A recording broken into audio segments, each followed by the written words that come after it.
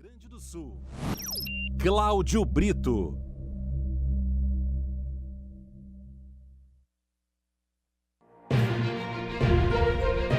Voltamos com o debate para o governo do estado, segundo turno, aqui no Rio Grande do Sul, diretamente da sede da redação conjunta dos vários jornais do Grupo Sinos. O debate tem o apoio de Cindy Lojas. Quem tem loja, tem Cindy Lojas. Facate, escolha qualidade, escolha Facate. Tivo, segurança da informação para negócios. Pois bem, neste bloco, os candidatos vão responder às perguntas que virão das redações dos jornais VS, que é o pai de todos, o primeiro jornal do grupo, que nasceu lá em São Leopoldo, NH, que é esta casa onde estamos, o Jornal de Novo Hamburgo, Diário de Canoas, o DC, e o Jornal de Gramado, o nosso JG. A mesma pergunta virá de um lugar e de outro, sempre igual para os dois candidatos. O companheiro ou companheira da redação faz a pergunta e cada um deles responde na ordem que já está previamente sorteada. Vamos a Gramado, começando com a editora do JG, Fernanda Fault. Bom dia, Fernanda. Bom dia, Brito. Bom dia, quinta-feira. E começa também a alta temporada de turismo na região. Com isso, volta a discussão sobre a mobilidade urbana, já que mais de 2 milhões de visitantes vêm nessa época para a região. Longos congestionamentos, dificuldade em transitar entre as cidades e encontrar estacionamento são algumas das reclamações que vêm sendo recorrentes entre os turistas que visitam durante a alta temporada. Então, nossa pergunta aos candidatos é: de que forma eles pretendem trabalhar, caso eleitos, com as prefeituras da região das Hortênsias para solucionar esse problema que tem sido alvo de mais reclamações a cada ano? Muito bem. A pequena instabilidade do circuito com Gramado não prejudicou a pergunta, tenho certeza. Os dois candidatos terão, cada um deles, 2 minutos para responder. A ordem das respostas veio de sorteio previamente realizado. Quem primeiro responde, lá para Fernanda de Gramado, é Eduardo Leite. 2 minutos para isso. Muito bem, Fernanda. O Estado não conseguia nem pagar as contas em dia, agora a gente tem capacidade de investimento, já estamos fazendo investimentos importantes para a mobilidade urbana e para o deslocamento também em direção à Serra Gaúcha. Diretamente em Gramado, o Estado conveniou com a Prefeitura recursos para fazer a pavimentação da estrada do Caracol, que vai ser importante, entre Gramado e Canela, como uma alternativa também de deslocamento. E já assumiu o compromisso. Vamos também fazer convênios na direção de resolver este pior estrangulamento que existe ali na confluência com a Avenida Borges de Medeiros, viabilizando as obras que melhorem o trânsito por ali. Outras obras importantes também para o turismo na nossa Serra Gaúcha. A estrada de Santa Maria do Herval, que nós estamos pavimentando, obra super importante, como uma rota de acesso para a região das Hortênsias a partir de Santa Maria do Herval. Nós conveniamos com os municípios de Nova Hartz, de Igrejinha e de Três Coroas a pavimentação da estrada da Serra Grande, que está acontecendo também essa pavimentação para fazer também uma nova rota turística dentro do Vale do Paranhana em direção também à região das Hortênsias. E nós vamos retomar a discussão para a conclusão aqui da obra da ponte do Rio dos Sinos, que é uma obra federal, mas que parou, está parada agora, nesse momento está parada essa obra por falta de dinheiro do governo federal. E quem é atingido não é só a população aqui do Vale dos Sinos, é também a região das Hortênsias, porque é especialmente importante para levar até a Serra Gaúcha essa estrada, né, a BR-116. Então nós vamos propor um caminho. O governo do estado assume e paga esta obra da 116, Complexo Sino-Charlau, em troca do governo federal fazer a extensão da 448 de Sapucaia até Portão, garantindo que a gente tenha melhores condições de mobilidade aqui nesta região e também em favor da nossa Serra Gaúcha. Candidato Ornix Lorenzoni tem agora 2 minutos para responder a esta indagação que veio de Gramado. De uma maneira geral, o Estado do Rio Grande do Sul fez muito pouco por Gramado e Canela, ao longo da história. Lá é um caso de sucesso de pessoas da comunidade que se mobilizaram, criaram uma agência de desenvolvimento chamada Visão, que trabalhou, projetou e mudou o conceito da região. Em 2019, essa região recebeu 9.400.000 turistas. Recebeu mais turistas que a cidade do Rio de Janeiro. São 100 mil habitantes lá. Então, é evidente que o Estado do Rio Grande do Sul precisa, sim, apoiar com coisas concretas. O que faria uma diferença gigante, além dos acessos rodoviários, que, claro, é obrigação do Estado solucionar os gargalos, seria o aeroporto da Serra. O aeroporto da Serra traria duas grandes vantagens. A primeira, o acesso rápido, simplificado, facilitado dos turistas que viriam de fora do Rio Grande do Sul e permitiria que cargas e matérias-primas saíssem de uma maneira muito mais econômica lá de Caxias, né, e de toda a Serra para o Brasil e o mundo. Isso sim seria transformador, mas o meu adversário, que renunciou aos gaúchos e abandonou o Rio Grande, não faz isso. Teve 3 anos e meio para fazer e não fez. Está se lembrando só agora.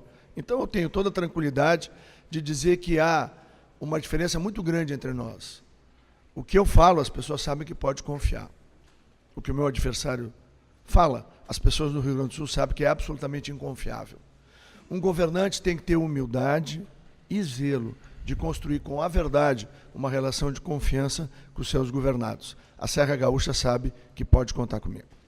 Neste bloco, para que todos lembrem bem de todas as regras do nosso debate, não há réplica e tréplica. Eles estão respondendo a indagações que não são feitas de um para o outro, mas são indagações que vêm dos nossos repórteres e das nossas repórteres. Como acontece agora, a gente desce a serra, chega aqui a Novo Hamburgo, vamos até a FENAC, ali está a Débora Ertel, do nosso jornal NH, pois vai começar neste local, na FENAC, mais uma edição da Mostra Tech. E ela está lá. E para ela eu digo, bom dia, Débora.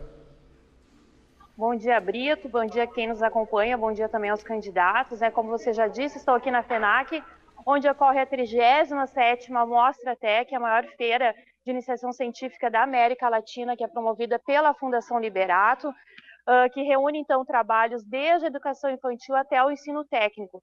E é justamente sobre educação que eu farei a minha pergunta para os candidatos.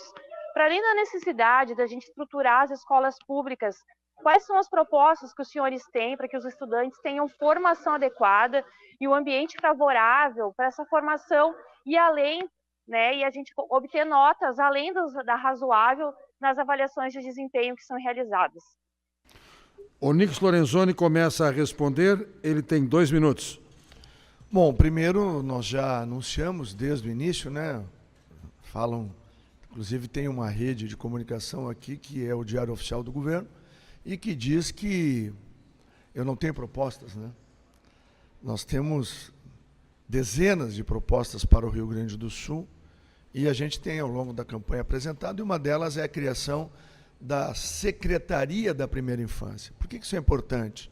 Criei a primeira Secretaria da Primeira Infância lá quando estive no Ministério da Cidadania, onde executei 400 bilhões de reais, que significam quase 7 anos de governar o Rio Grande do Sul, e tive as contas aprovadas sem nenhum apontamento do Tribunal de Contas da União, quer na responsabilidade fiscal, quer na correção dos procedimentos. Mas vamos sim cuidar das nossas crianças para dar às crianças pobres do Rio Grande do Sul a mesma estimulação, o mesmo cuidado, que é fundamental, que está lá no programa Criança Feliz, para permitir que a criança desenvolva toda a sua potencialidade. Com isso, as nossas crianças chegarão na primeira série do ensino fundamental e vão estar alfabetizadas em 2 ou 3 meses, exatamente igual às crianças de classe média. As escolas de ensino integral, tanto do ensino fundamental quanto do ensino médio, são essenciais nas áreas mais carentes e mais vulneráveis para que a gente proteja as nossas crianças e os nossos adolescentes do tráfico.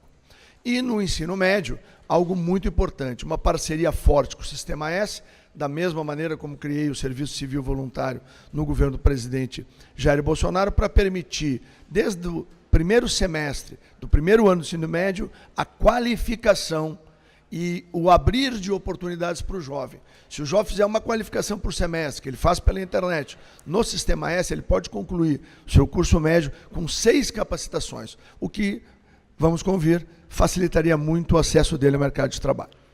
Os candidatos estão respondendo agora à pergunta da Débora Ertel, que falou lá da FENAC, onde começa a Mostra Tech. Eu vou aqui quebrar um protocolo, mas tenho certeza que serei compreendido. Foi dito pelo candidato Onyx Lorenzoni, e atenção, não é o mediador pedindo direito de resposta, jamais, mas foi dito pelo candidato Onyx Lorenzoni, en passant, que há aqui um grupo editorial que é porta-voz oficial do governo. Do jeito que falou, aqui um grupo editorial, algum apressado pode interpretar que ele estivesse se referindo ao Grupo Sinos. Jamais. Com certeza não. Jamais. Muito bem. Jamais. Não vou lhe pedir também que diga qual é o grupo. Jamais. Apenas deixar bem claro que não se trata do Grupo Editorial Sinos, tradicionalmente equidistante. Aqui se Agora faz sim. jornalismo de qualidade. Muito obrigado. Agora o candidato Eduardo Leite, com seus 2 minutos para responder a Débora Ertel sobre escolas públicas, educação, Mostra Tech. Ele é incapaz de fazer uma denúncia frontal, né?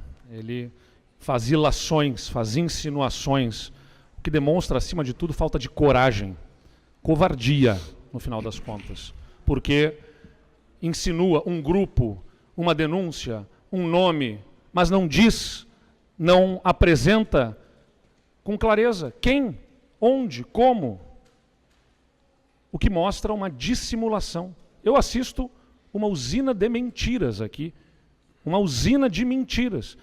Verdade não pode ser simplesmente falada, tem que ser verdadeiro. Não basta falar a palavra verdade inúmeras vezes no seu discurso, tem que ser verdadeiro.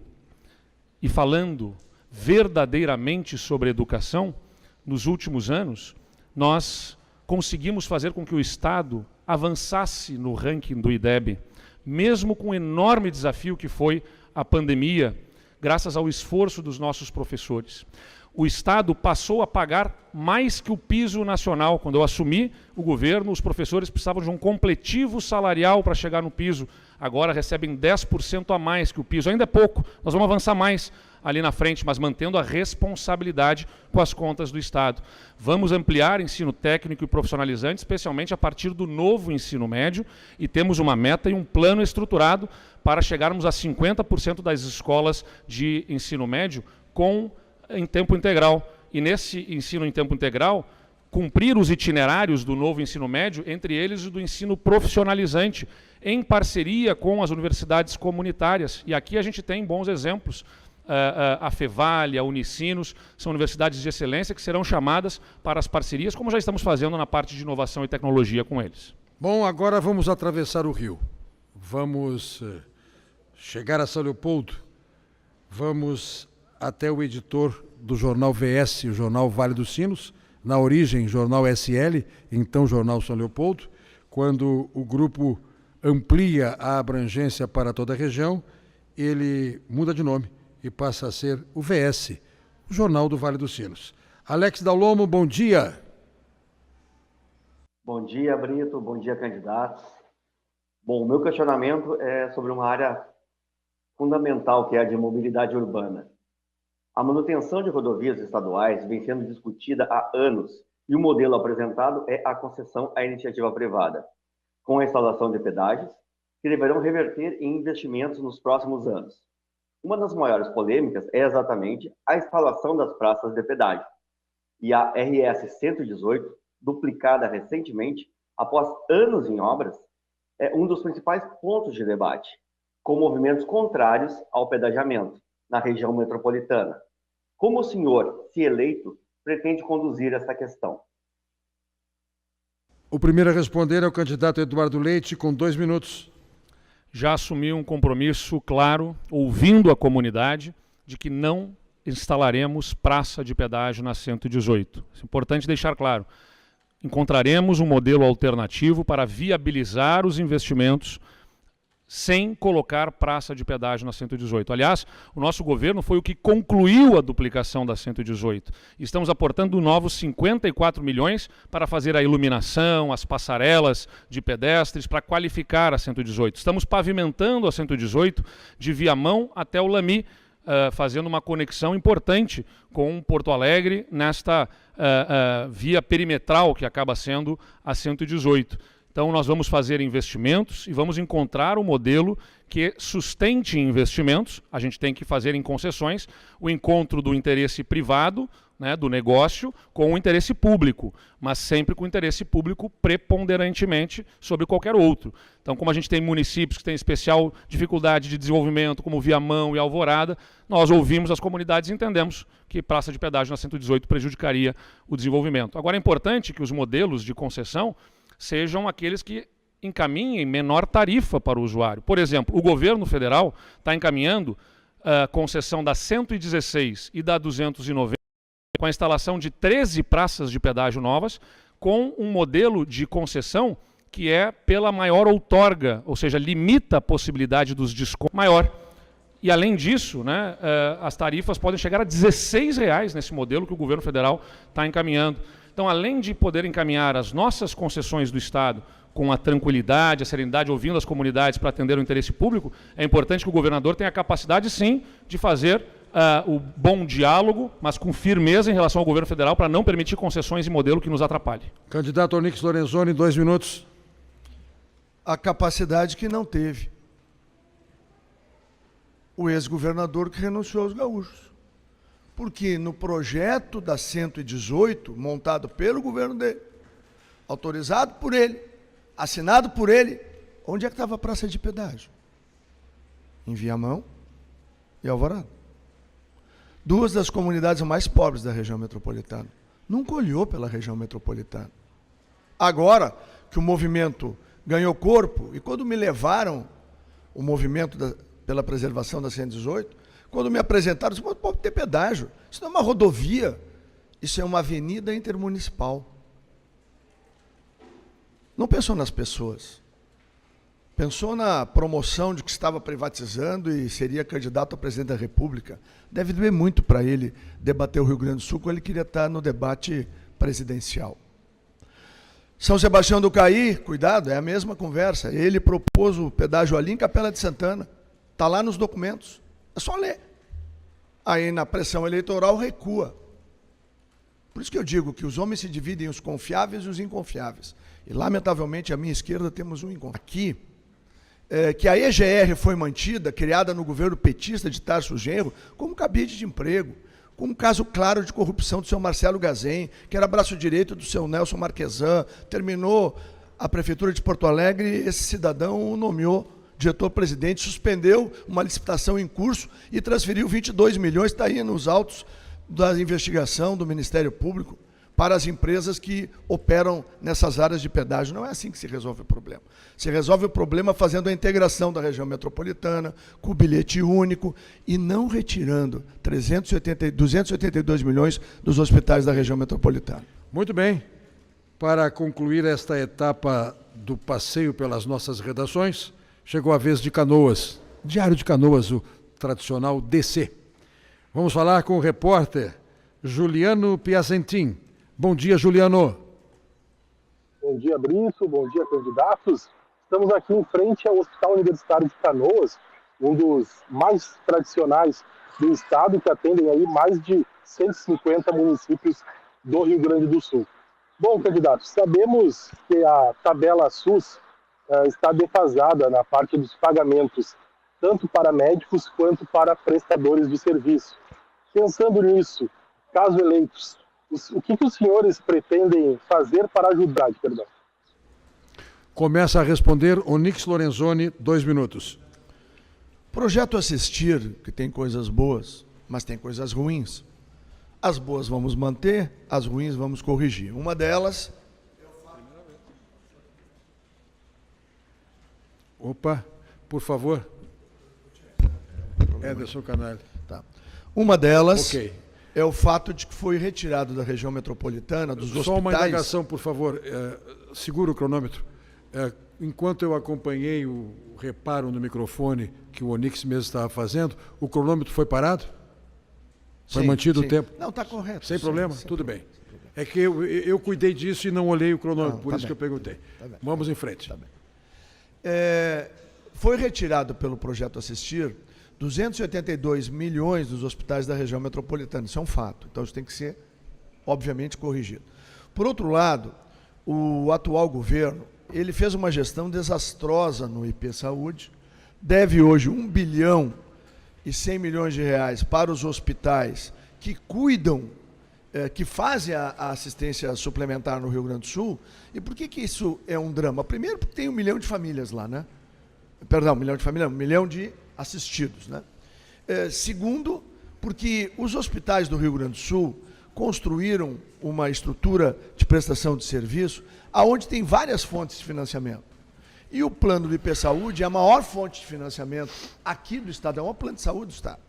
Então, quando ele fica devendo 1 milhão, 200 mil, 2 milhões para o hospital, ele desequilibra a aquisição dos produtos fundamentais para o hospital. Não adianta o sujeito pagar um plano de saúde que valha 2, 3 mil reais por mês, porque depois que ele passou da sala de recepção e ele entra para o interior do hospital, ele vai ter que buscar o mesmo catéter, o mesmo médico, o mesmo corante, ou o mesmo antibiótico, ou o mesmo medicamento, que pode salvar sua vida. E se as contas do hospital estão desequilibradas, pode não ter nenhuma dessas coisas lá no momento decisivo. É por isso que cuidar do IP Saúde, ter uma gestão eficiente e, principalmente, apoiar os hospitais do Estado é, sim, uma missão do futuro governo, um governo de verdade para os gaúchos. Eduardo Leite, 2 minutos para responder também ao Juliano Piazentin, lá de Canoas. O meu adversário, em 3 anos de governo, passou por 5 ministérios. Ele fala isso como se fosse uma grande coisa. Mas eu falo aqui com os empreendedores e com aqueles que nos acompanham. Por que não consegue desenvolver um trabalho que faça permanecer, como permaneceram bons ministros no governo federal, como a ministra da Agricultura, Tereza Cristina, ficou 3 anos e 3 meses na agricultura. O ministro Tarcísio, na infraestrutura, foi um bom ministro, apesar de tantas dificuldades de falta de recursos, ficou 3 anos e 3 meses. 3 anos, 5 ministérios, é porque não conseguiu apresentar resultados. E aí agora quer ser governador do Rio Grande do Sul? Não. O assunto da saúde é bem mais complexo do que falar a verdade, entre aspas, dele, a verdade que lhe serve, a verdade do seu jeito, a verdade que é conveniente para ele. Nós tínhamos os hospitais recebendo atrasado do Estado. Pagamos as dívidas de governos anteriores e regularizamos os pagamentos. O Estado complementa recursos da média e alta complexidade, que é como é chamado o serviço prestado pelos hospitais e por clínicas de especialidades, porque a tabela SUS não é reajustada há 20 anos, e o Estado complementa. Só que a complementação vem na forma de incentivos, que é o programa Assistir, que nós organizamos a distribuição desses recursos. Candidato, nenhum hospital até aqui perdeu recursos. Então, quando o senhor fala que é um fato, não é verdade. Deixe de ser a usina de mentiras que o senhor é. Não perderam recursos. O Estado sustenta integralmente os valores que esses hospitais recebiam. Nós reorganizamos os critérios para poder ter critério objetivo para aumentar cirurgias e consultas. E aumentamos de 33 mil para 118 mil cirurgias contratadas, de 290 mil consultas para 800 mil consultas contratadas pelo Estado. Muito bem, chegamos ao final deste segundo bloco do nosso debate aqui na Central Grupo Sinos de Eleições, com os candidatos ao governo do Estado do Rio Grande do Sul, que no domingo enfrentam o segundo turno.